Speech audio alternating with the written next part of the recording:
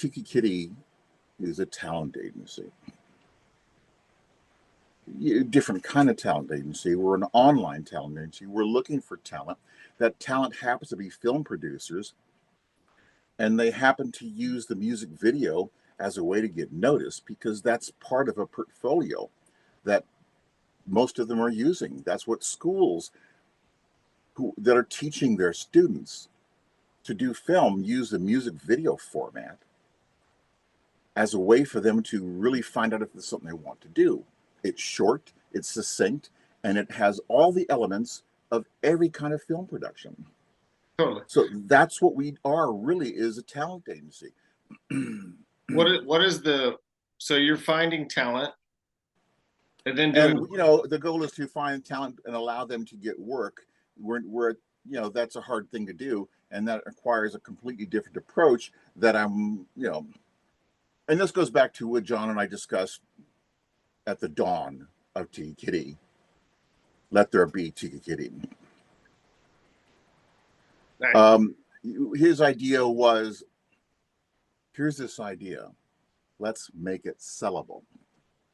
And so I keep going back to that. What can we do that makes this whole thing something that somebody wants to buy? And we're not talking about, Joe Schmo down the street. I went to Apple recently and looked at the music videos that they have there, and you can play all kinds of music. You can create a playlist and all that kind of stuff, but it's just crap. It's the same kind of, Kanye West being taken up to heaven by God. He's the son of God. Oh, come on. Really? This is even a music video? Aren't people tired of this crap yet? I mean, yeah. To me, what I'm excited about is independent art. So Yes. And that's what we're pushing, is an independent artist. Who have the room to be, these people have the room to be creative more than other people because they don't have the restrictions, but their market is the same, if not bigger, because they want to appeal to a very wide range of people. Whereas your big name artists just want to appeal to their record label. Yeah, I love the idea of like trying to find out and trying to figure out what independent art looks like nowadays. Because like, and as far as like the film industry, I feel like it's gone, and we're searching for it. I'm searching for it. I'm an independent artist, and I feel good about that, and it makes me happy. But what happens with independent artists is they get swallowed up, and the idea of independence gets Or they burn out. Yeah, or they burn out. Yeah, Swallowed up by what? By a job, or find somebody else who wants to well, no, they hire get them? like I feel like independent art gets homogenized, I think is that the right term? Where like I'll give you a couple examples of what I'm trying to talk about here. Juno, okay, Little Miss Sunshine. You remember those films? Yeah. They were indie films produced by major studios with big budgets. So what happened was independent film happens, boink. Hollywood, big studios grab onto it and make it something, they're making indie films, but it's not indie. And now, now we're living in a world that it's only Marvel, right? It's only big budget. Yes, right. Superhero Right. stuff. Yeah, it's only superhero, and like this gap between independent film, which was a little closer, I think, like in the 90s, is completely outweighed. Like I don't know where the independent film is at, or any, so what, we do, because we're diving Well, into so we get to define it. Let's define what that is and totally. see, yes, I agree. And Somebody, celebrate that and uplift their voices and put them on a platform they can be seen. That's TikiKiti. That's what we're exactly. doing. And that's what the film festival is all about. Hell yeah. Again, one of the things I'm finding out about AI is that it's opened up the music video to people doing it themselves. Whereas before it was all about hiring a crew and having somebody do camera and all that kind of stuff. And now they can just get in there and go the way they want. And so, that leaves a lot to be desired as far as quality and ingenuity and things like that. But Right. But still, it is original music. This is one of the higher rated videos of the week right now, and it's Nate Seto, and the song is called Cognac.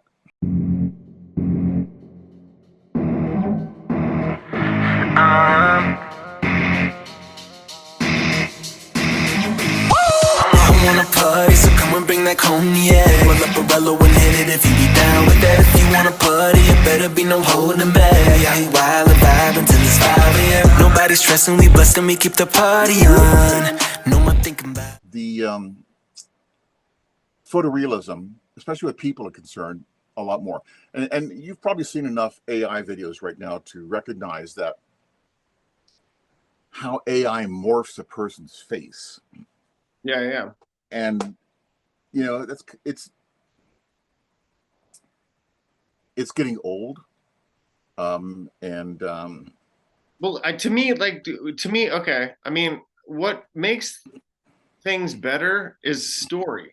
So like you can put morphing on anything and it looks cool for a second, but if there's no story behind it, then it obviously, to me, it becomes kind of like stale. So like adding AI into a story would be more entertaining to me. Does that make sense? Well, and there again, I highlighted this earlier this year. I mean, cool visuals are cool. The visuals are cool. Everything, yeah, we're doing good on the visuals being neat.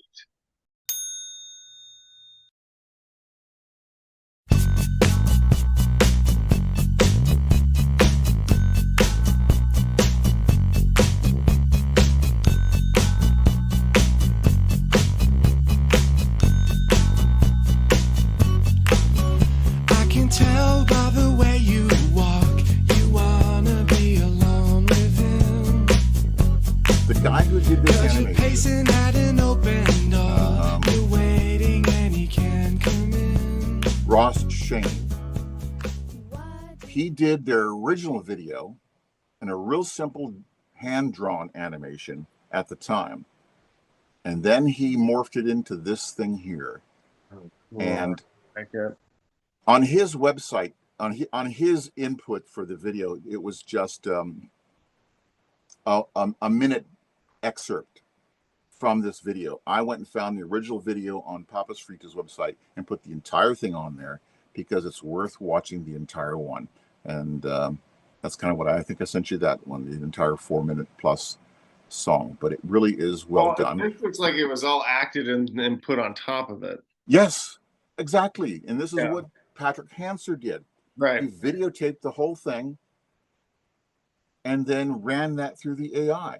And I'm finding the best videos right now are created in that way. The videographer, somebody with that kind of experience, is going to do a better AI video than somebody who doesn't have that experience or access to gear. Yeah, so it's just, I mean, I see it just like taking out the middleman of animation. Animation is gonna fucking explode. It already has. Yeah. But like animation by not major studios. Ross Shane, who did the original one, is an animator, and he did this one here. As a smart businessman, he decided that he had to get involved with AI to understand where it's coming from and where his business is going. And he did this video, and it's really very good. It's very simple, but it looks good. The Cats of Beverly Hills,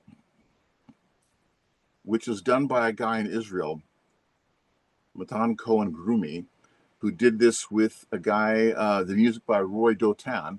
And he doesn't say, oh, no, this is, he used Midjourney, Runway ML, Gen 2, and Pika Labs.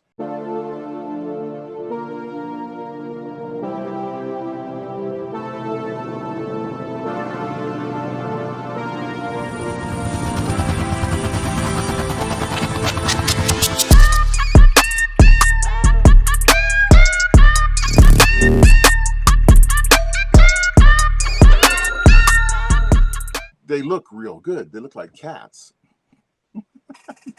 And it doesn't have that really weird morphing. I mean, if you want to see morphing at its weirdest, look at somebody's hands as their arms are moving around, or whatever. And that's usually where you see that, oh, this is screwy. It's just bad. What the fuck? This guy made this with using AI? The cats? Yeah. Yes. What? That's what I'm talking about. I know. To me, at this point with AI, we're like a kid in a candy store or something. We're like, it's nice and shiny and new, and we're just kind of making shiny stuff. Well, I want to go deeper, man. I want to go deeper on that shit. I want to make something that is like deep and not just like morphing shit, you know? You look at what's happening in music videos right now, the people that we want to highlight is they're taking this technology and they're creating something very good. And they don't need big corporations to tell them how to do it. Patrick Hanser won the Spring Parkley Award because he did this on his own with his own ideas, and he did a great job. And that's what we're seeing more and more of. It's interesting. Technology is making everything more available. But it's a double-edged sword to me again. Like, is that is that good that everyone can do everything all the time? I don't know. But on this Facebook post I told you about, I made a comment that this is old news. When Photoshop came out, the end of the world for graphic designers. Go all the way back to the introduction of the camera, which is the size of a dining room table at the time, maybe even bigger. And people were lamenting the death of painting. I know. I saw a good quote from an artist who was saying that they were talking about AI and are you scared and all this stuff. I think he's a photographer, and he was saying that like when Photoshop and when smart cameras came out or like digital cameras came out, they were saying it was the death of photography and all this stuff. But what he found happened was that artists will always shift. So like AI is going to cause a major shift in how art is done. And that's not even like singular. That's like people not using AI, right? It'll like make other art way different who like tend to go away from AI, and then the ones who embrace AI. You can see mine, but then I wear mine all the time because it's black and it's slimming. Yeah, you look good. I look fucking dead. Oh my God, I need to get some sleep. We should there should be an AI filter on Zoom that kind of makes all our faces. Yeah, smooth and glorious. I can give myself a full head of hair and get rid of the gray on the beard. I could be the Mark I never was before. At least physically. All right. Let's man. Keep it. Let's just work on ideas, and we'll talk next. Totally. I'm gonna go into the idea warehouse and start coming up with some ideas, and I'll come to you. Okay. All right. So Monday.